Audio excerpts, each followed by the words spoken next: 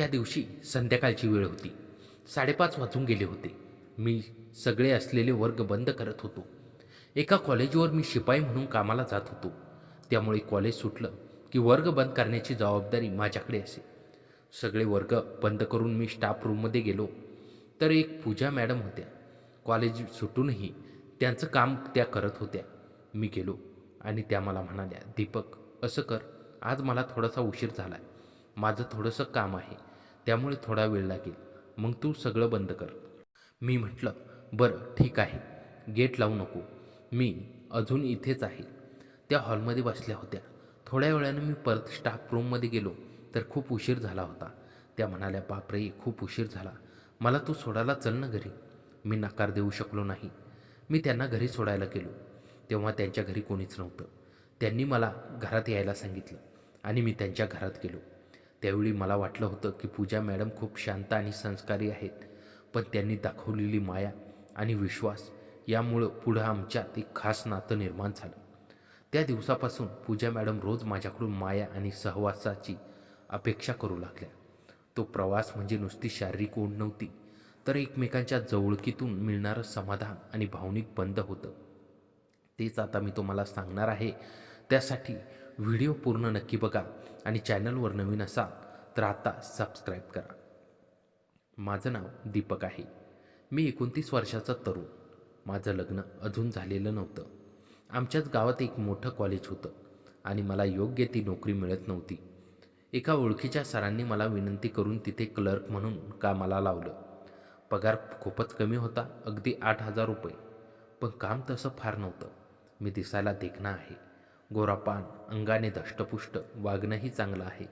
घरची परिस्थिती बेताची असल्याने मनात नोकरीची इच्छा होती. गावातच चांगली नोकरी मिळाली. पगार कमी असला तरी मी आनंदाने कामाला जाऊ लागलो. कॉलेजमध्ये नवनवीन लोक येत असत. सुंदर व्यक्ती यायच्या, पण मी कधी कोणाकडे वेगळ्या नजरेने पाहिलं नाही. त्यात पूजा मॅडम होत्या. त्या दिसायला अतिशय सुंदर होत्या. कॉलेजजवळच रूम घेऊन त्या राहत असत. त्यांना पाहिलं की प्रेमात पडावं असं त्यांचं रूप होतं. त्या नेहमी मला बोलण्याचा प्रयत्न करायच्या, पण मी त्यांना टाळत असे. कारण ज्या सरांनी मला कामाला लावलं होतं त्यांनी सांगितलं होतं की इथे कोणाशी जास्त बोलू नकोस, नाहीतर कुणाच्या लक्षात आलं तर कामावरून काढून टाकतील. मी भित्रा आणि शांत स्वभावाचा असल्याने कोणाशी फारसं बोलत नसे. एके दिवशी संध्याकाळी 5:30 वाजले होते. सगळे आपापल्या घरी गेले होते. मी सगळे वर्ग बंद करण्यासाठी निघालो होतो. वर्ग बंद करण्याआधी मी ते झाडत असे. सगळं आवरून मी स्टाफ रूममध्ये गेलो. सुरुवातीला वाटलं कोणी नाही, पण आत पाहिलं तर पूजा मॅडम त्यांचं काम करत होत्या. मी त्यांना विचारलं, "किती वेळ झाला? घरी जाणार नाही का?"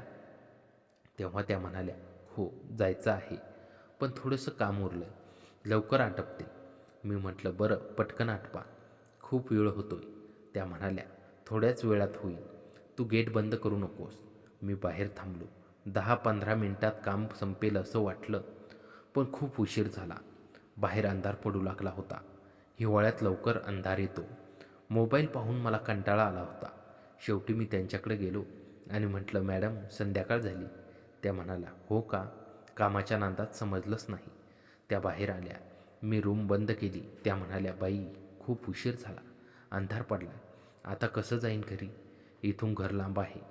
त्यांनी मला विनंती केली, "दीपक, असं करशील का? मला घरी सोडशील का?" पहिल्यांदाच त्यांनी अशी विनंती केली होती. माझ्याकडे बाईक होती, पण त्याचं घर माझ्या घराच्या विरुद्ध दिशेला होतं. 4-5 किलोमीटर अंतर होतं. त्या म्हणाल्या, "आता रिक्षा नाही, बस नाही, पाऊस येईल, माझी अडचण होईल. तू चल ना." त्या खूप विनंती करत होत्या. मी हो म्हटलं. मी गाडी काढली, गेट लावलं आणि त्यांच्या घराकडे निघालो. त्या पाठीमागे बसल्या होत्या. वाटेत अचानक स्पीड ब्रेकर आला, त्यामुळे त्यांचा तोल माझ्याकडे आला. मी लाजलो. त्या मुद्दामच आरशातून माझ्याकडे पाहत होत्या. त्यांचा हात माझ्या खांद्यावर होता. त्या जवळकीमुळे माझ्या मनात एक वेगळंच काहीतरी येत होतं, पण मी स्वतःला सावरत होतो. आम्ही त्यांच्या घरी पोहोचलो. त्या भाड्याच्या खोलीत राहत होत्या. मी त्यांना सोडलं आणि जाऊ लागलो. तेव्हा त्या म्हणाल्या, "का हो, लगेचच चाललात? थांबा ना थोडं. आता पाऊस येईल." पावसाची चाहूल लागली होती. मी म्हटलं, "नको हो, उशीर होईल." त्या म्हणाल्या, का हो जाताय? उद्या सुट्टी आहे ना, या आत. त्यांनी प्रेमाने हट्ट केल्यावर मी त्यांच्या घरात गेलो. आत एकच खोली होती. एकटक पाहून मी विचारलं, तुम्ही एकट्याच राहता? त्या हसल्या आणि म्हणाल्या, हो, सध्या एकटीच आहे. त्यांनी फाईल आणि पर्स टेबलवर ठेवली. माझ्यासाठी चहा आणून दिला. नंतर त्या आतल्या खोलीत गेल्या कपडे बदलायला. बराच वेळ झाला. मला जायची घाई होती. मी चावी हातात घेतली आणि त्यांना सांगण्यासाठी दाराजवळ गेलो. दार ढकललं आणि पाहिलं तर त्या कपडे बदलत होत्या. मी लाजून मागे सरकलो. त्या म्हणाल्या, अहो या आत, मी येतेच. त्या गाऊनमध्ये बाहेर आल्या. त्यांचं सौंदर्य डोळ्यात साठवून ठेवणे इतकं होतं. मी लाजलो होतो. त्या म्हणाल्या, बोला, काय म्हणत होता?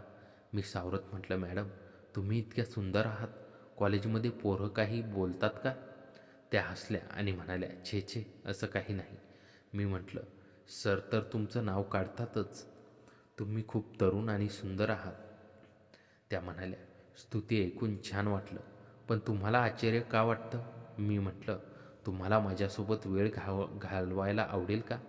एवढं बोललो न बोलतो त्या अगदी जवळ आल्या आणि म्हणाल्या, दीपक, मी तर केव्हापासून या क्षणाची वाट पाहते आहे.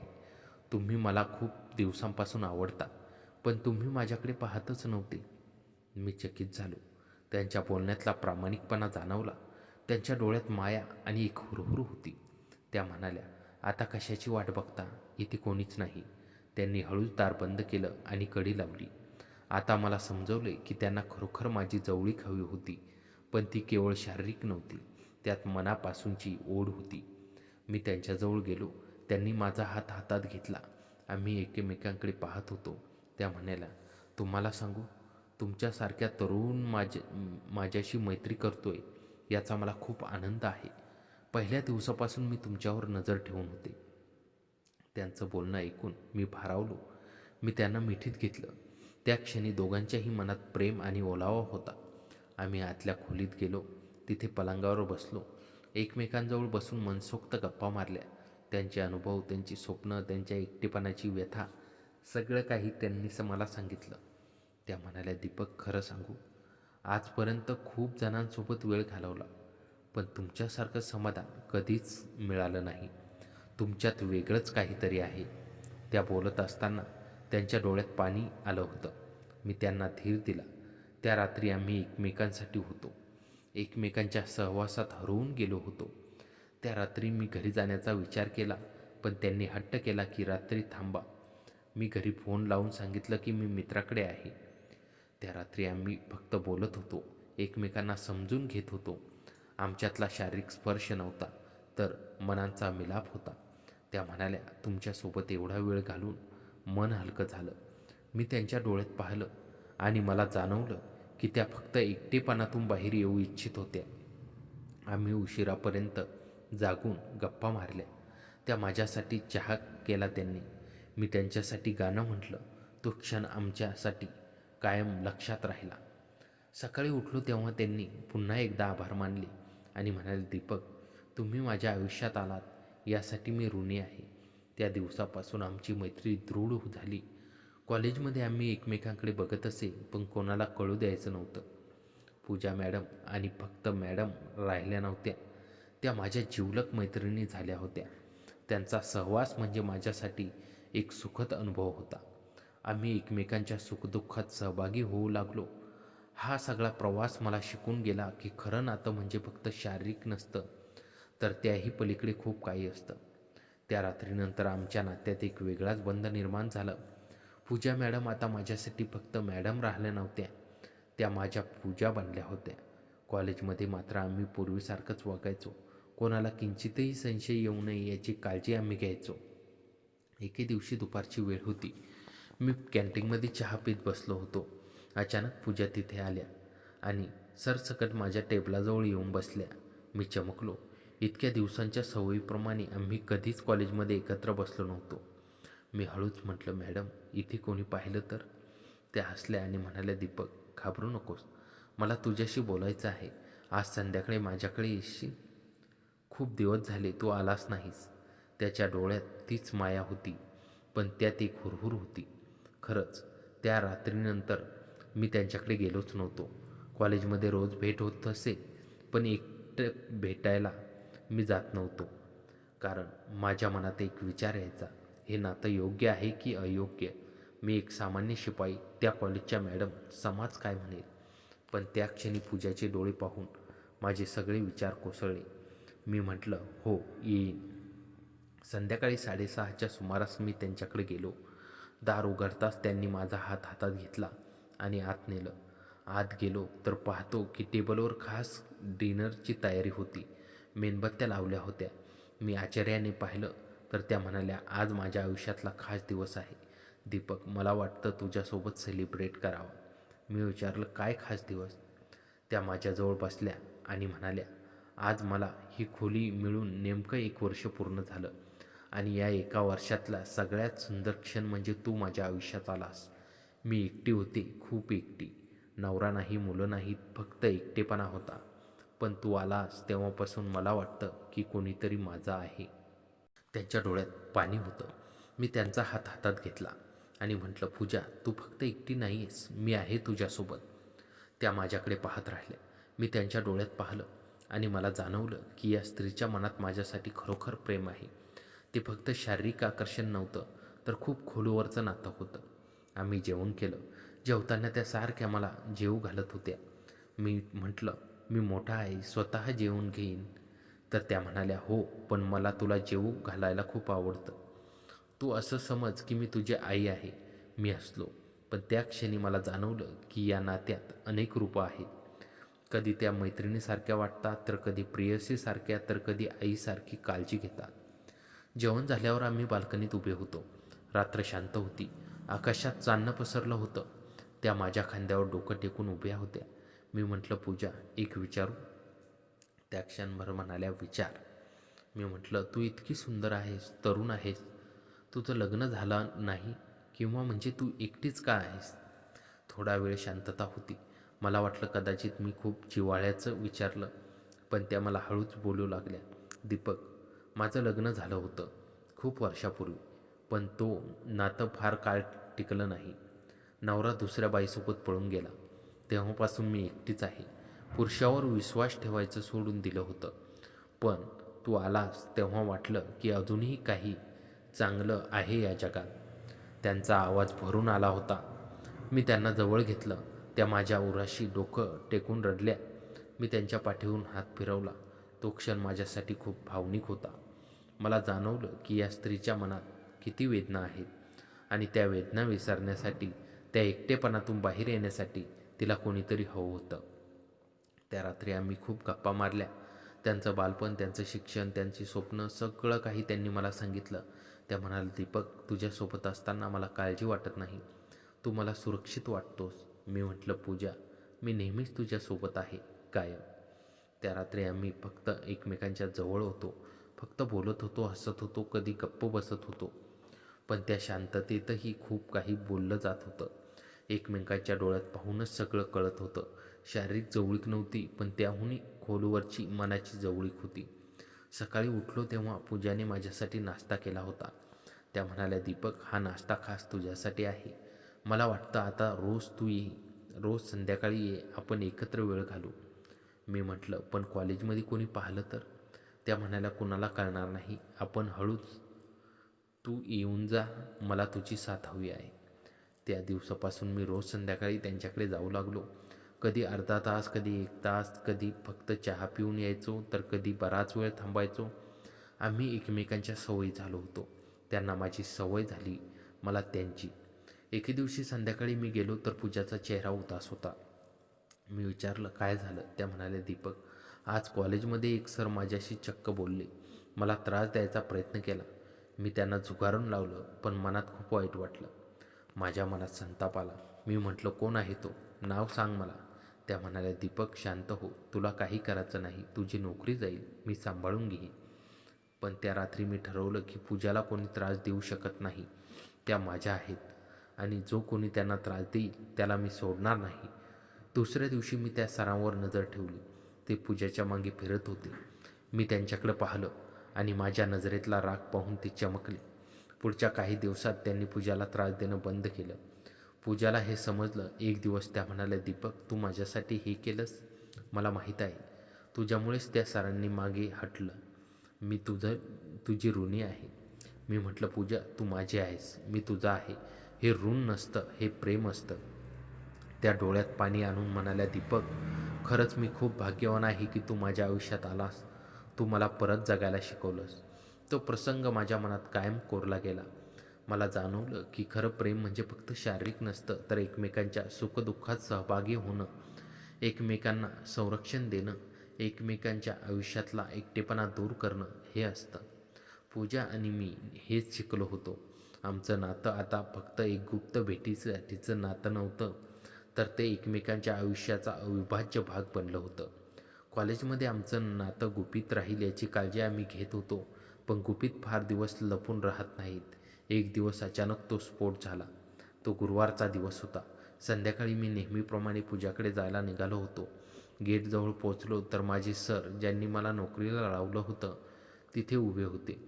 त्यांचं नाव होतं सर. ते पूजाच्या खोलीकडे बघत होते. मी सरांना नमस्कार केला. त्यांनी माझ्याकडे पाहिलं आणि विचारलं, दीपक, इकडे कुठे चाललास? मी थोडा घाबरलो. पटकन म्हटलं, सर, मी मित्राकडे जातोय. सर हसले, पण ते हसणं विचित्र होतं. ते म्हणाले, मित्र की मैत्रीण? दीपक, मला सगळं माहीत आहे. पूजा मॅडमकडे जातोस ना रोज? माझ्या पायाखालची जमीन सारखल्यासारखी वाटली. मी काही बोलेन तोच ते म्हणाले, घाबरू नकोस, मी तुझ्याविरुद्ध नाही, पण हे नातं धोक्याचं आहे. पूजा मॅडम कोण आहेत हे तुला माहीत आहे का? मी म्हटलं, सर, त्या मॅडम आहेत. सरांनी खोल श्वास घेतला आणि म्हणाले, दीपक, पूजा मॅडम या कॉलेजच्या मालकांची सून आहेत. त्यांचा नवरा परदेशात आहे आणि त्यांना इथे एकटं राहायला सांगितलं आहे. नेमकं काय हे मला माहीत नाही, पण हे नातं तुझ्यासाठी घातक ठरू शकतं.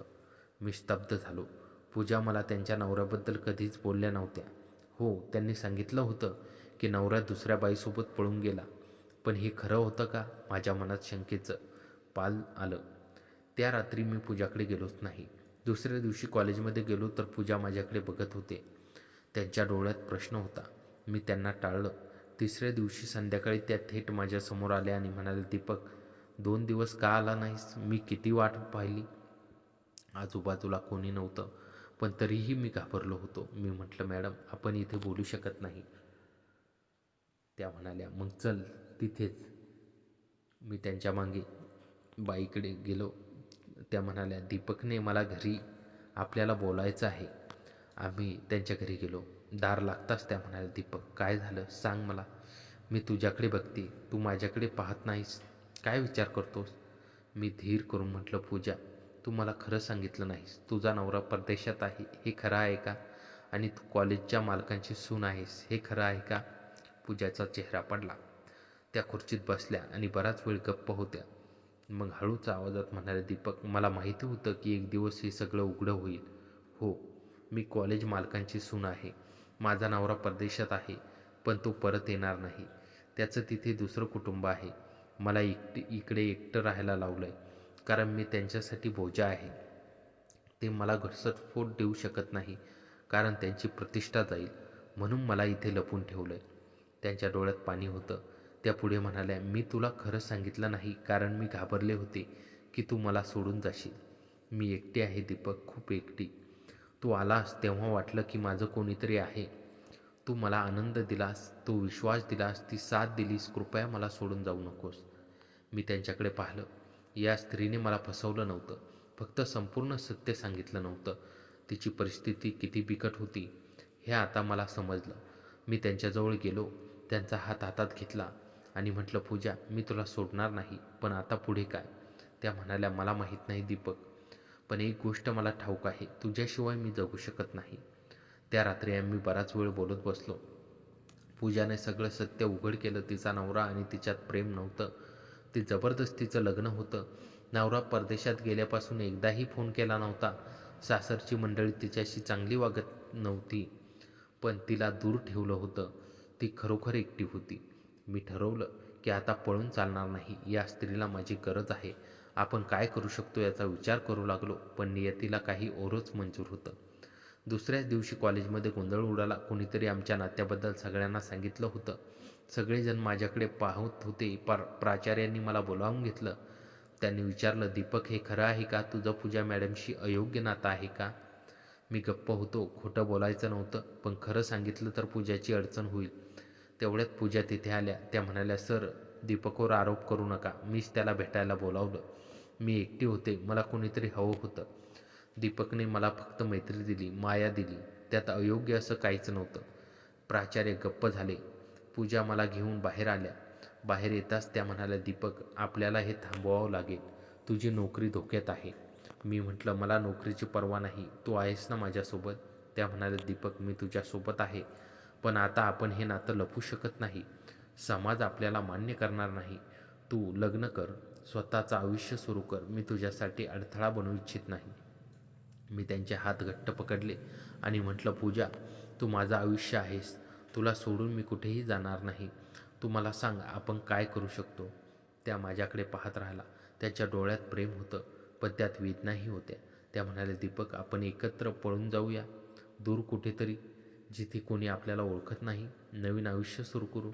मी आचार्याने त्यांच्याकडे पाहिलं. पळून जाणं हा विचार माझ्या मनात कधीच आला नव्हता, पण त्या क्षणी मला जाणवलं की खरं प्रेम म्हणजे हेच, की एकमेकांसाठी सगळं सोडून देण्याची तयारी असणं.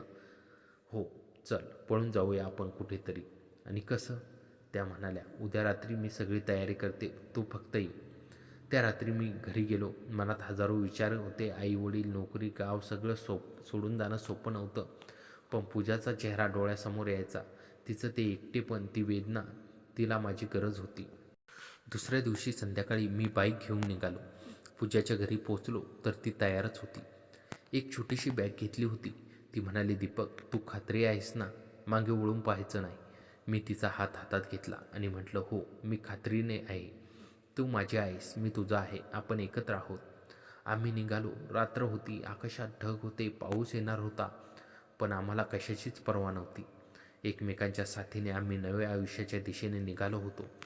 काय होईल पुढे माहिती नव्हतं, पण एक गोष्ट नक्की होती, आता आम्ही एकटे नव्हतो. आम्ही एक होतो. त्या रात्री आम्ही गाव सोडलं. पाऊस सुरू झाला होता, पण आम्ही थांबलो नाही. पूजाने मला मिठी मारली होती आणि तिचं डोकं माझ्या पाठीवर ठेवलं होतं. मी शांत होती. कदाचित तिच्या मनात हजारो विचार असतील, पण ती काही बोलत नव्हती. मी गाडी वेगाने हाकलत होतो. कोणत्या दिशेने हेही माहीत नव्हतं. फक्त पळत होतो.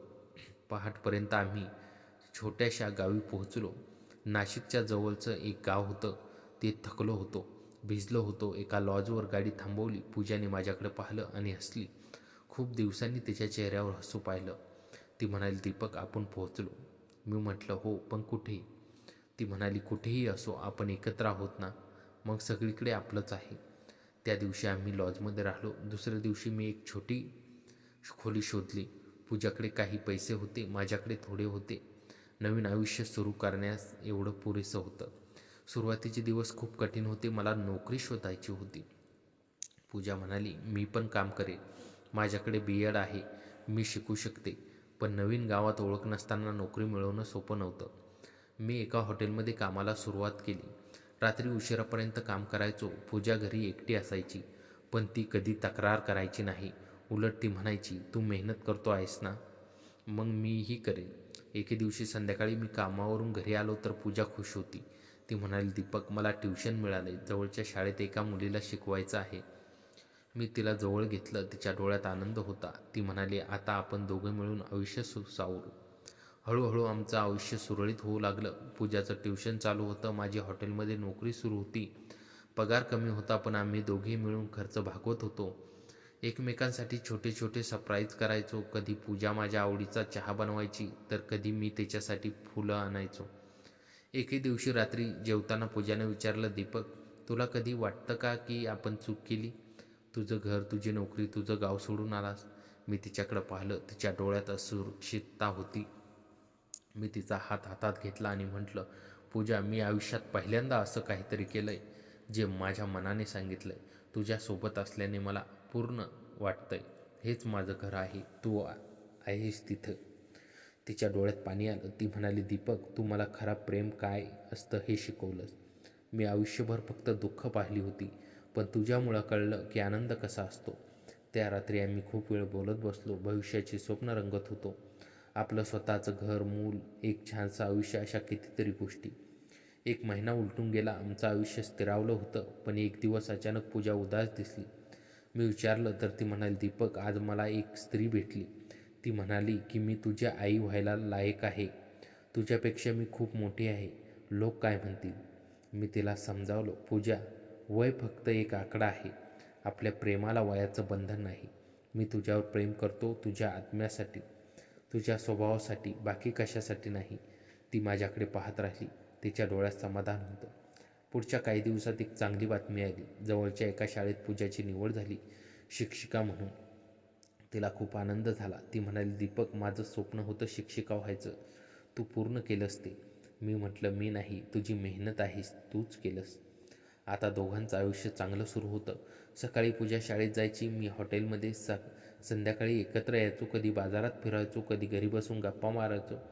आमचं छोटंसं घर आमच्यासाठी जग होतं. एके दिवशी पूजा म्हणाली, दीपक, आपण लग्न करूया का? नोंदणीकृत लग्न. मला तुझी पत्नी म्हणून ओळखायचं आहे. मी तिच्याकडे पाहिलं. तिच्या डोळ्यात आशा होती. मी म्हटलं, हो, नक्की. मीही तुला पत्नी म्हणून हवं आहे. पुढच्या आठवड्यात आम्ही एका छोट्याशा मंदिरात गेलो. फक्त दोघं. साध्या पद्धतीने लग्न केलं. एकमेकांना फुलांची माळ घातली, सप्तपदी घेतली. त्या क्षणी वाटलं की आयुष्यात यापेक्षा सुंदर क्षण पूजा माझी बायको झाली होती. लग्नानंतर आम्ही एका छोट्याशा हॉटेलमध्ये जेवायला गेलो. पूजाने माझ्या ताटात जेवू घातलं, मी तिला जेवू घातलं. आम्ही एकमेकांकडे पाहत होतो, हसत होतो. तो आनंद शब्दात सांगणं कठीण होता. त्या रात्री घरी आल्यावर पूजाने मला एक गिफ्ट दिलं. एक छोटीशी डायरी होती. म्हणाली, दीपक, मी लिहिली आपल्या प्रवासाची, पहिल्या दिवसापासून तर आजपर्यंत.